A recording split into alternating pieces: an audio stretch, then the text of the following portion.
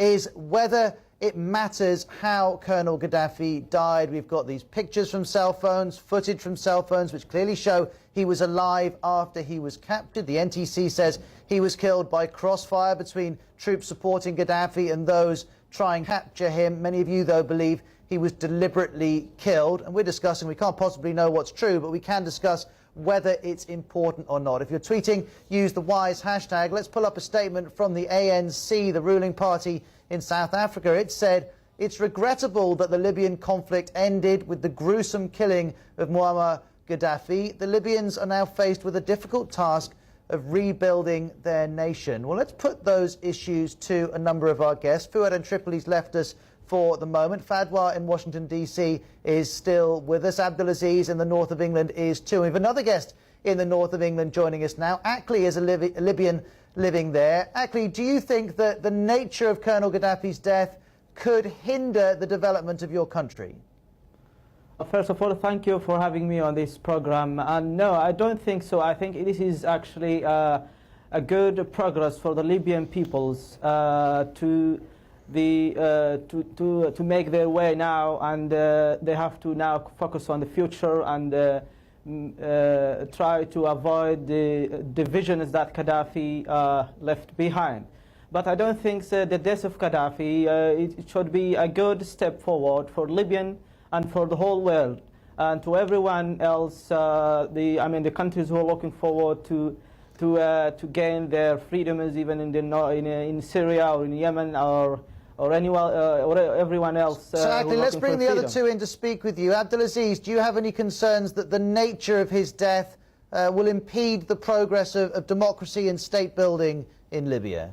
There is 2 points, my friend. There is 2 points. First point is about the killing of an old man who is wounded and tortured and killed.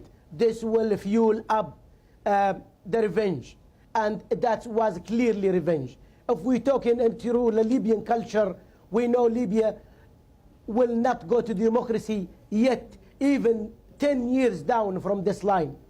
I assume, and I argue every Libyan to come over 10 years from now to bring democracy. The torture center around Libya, torture center in Misrata and in Zintan and in Zlitan and in Tripoli, run by gang, run by groups, not by All right, so you're saying in 10 years' time you worry the consequences will still be being felt. Abdulaziz, as I asked you earlier, we need you to take part in a conversation rather than just bulldoze your way through, otherwise it's not going to work. Fadwa, listening to Abdulaziz in Washington, D.C., do you not have concerns that if this is the way that you mete out justice, it doesn't bode well for building a democracy? No, let me tell you something. This is not going to be the usual way. This was an exceptional case, and let me tell you something. We don't live in Angelville. I believe that people need to set examples so that the other ones to follow would, I believe in punishments and rewards. Now, whoever is going to rule Libya in the future will remember this video of Gaddafi being killed in such a way and think 1,000 times before doing all the mass graves and before stealing the money and before. And let me tell you, I salute every mother who sent her son to fight for us and for our future. May they all now rest in peace. And this issue, this idea that the way he's been treated is a warning, is one that's come out, and a great deal of comment coming in, particularly from Africa. Many of you in Africa saying this will show those who don't want to introduce democracy, who want to hold on to power, what the consequences of doing that will be. If you want to call us up and comment on any part of the death of Colonel Gaddafi, you can call us up now. We're live here on World Have Your Say. It's country code 44 2070 83 72 72. I can see calls coming in from Germany, Iraq, Libya, of course, Nigeria, Tunisia, Portugal, Algeria, Italy, Norway, Mauritius and Ghana, and many more countries besides. Let's go back to Tripoli and speak to Akram, who's joining us live from Tripoli. He's been involved in fighting the Gaddafi forces. Sir, do you have any concerns about how Colonel Gaddafi was treated? No, not necessarily. I would like to... He has been caught and has been trialed, But for Libya's sake, I think that was the best thing that happened to Libya. He's been shot on the spot. And what will now happen to those of you who are fighting? Do you want to join a new Libyan army?